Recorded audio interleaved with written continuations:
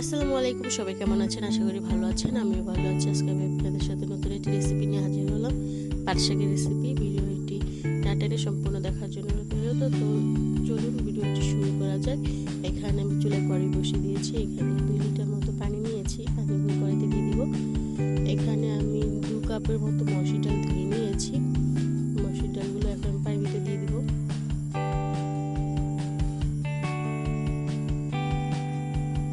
এখানে আমি একটা বোম্বাই মরিচ নিয়েছি। বোম্বাই মরিচটাকে কেটে দিয়ে দিব। মরিচটা দিতেই হবে, তাহলে ফ্লেভারটা সুন্দর হবে, খেতেও মজা হবে। মরিচটা দিয়ে এখন ডালের সাথে মিক্স করে দিব। যখন ডালটা বলক চলে আসবে, এখানে আধা টেবিল চামচ হলুদ গুঁড়ো দিয়ে দিব। দিয়ে আমি ডালটার সাথে মিক্স করে নিব। ডালটা যখন ফুটে আসবে, এই পর্যায়ে আমি 1 টেবিল চামচ লবণ দিয়ে দিব। লবণ দিয়ে ভালো মতো আমি মিক্স করে নিব। এই পর্যায়ে যখন ডালটা পুরোপুরি ফুটে যাবে, আমি ডালগুলো দিয়ে ভালো মতো গুটিয়ে নিব, যে একটা কোনো দানা দানা ভাব না থাকে, তাহলে খেতে অনেক মজা হবে। এই পর্যায়ে আমি চুলায় কড়াই বসিয়ে দিয়ে পরিমাণ মতো তেল দিয়েছি। তেল দিয়ে এখানে 2 টেবিল চামচ পেঁয়াজ কুচি, 2 টেবিল চামচ রসুন কুচি নিয়েছি। এগুলো আমি দিয়ে দিব। দিয়ে কিছুক্ষণ ভেজে নিব।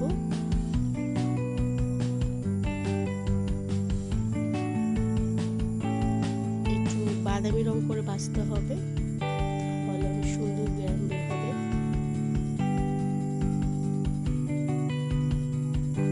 দেখতেই পাচ্ছেন বাদামি রং হয়ে গেছে। আমি যে আগে থেকে ডাল উঠিয়ে রেখেছিলাম, ওই ডালগুলো আমি অল্প একটু ডাল দিয়ে দিব। দিয়ে কিছুক্ষণ মিশিয়ে নিব। নিয়ে তারপর পুরো ডালটা আমি দিয়ে দিব।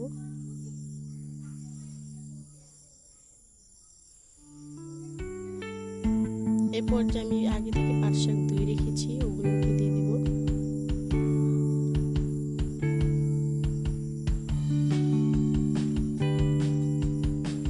দিয়ে আমি কিছুক্ষণ মিক্স করে নিব।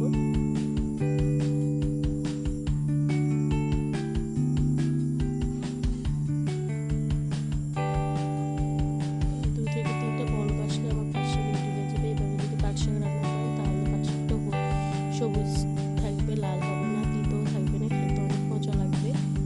বাসায় আপনারা ট্রাই করবেন এইভাবে রান্না করার। দেখতেই পাচ্ছেন কতটা ঘন হয়েছে, কতটা সুন্দর। ভিডিওটি যদি ভালো লেগে থাকে তাহলে লাইক, কমেন্ট অ্যান্ড সাবস্ক্রাইব করে দিবেন, যে পরবর্তী ভিডিওগুলো আপনারা দেখতে পারেন। আল্লাহ হাফিজ।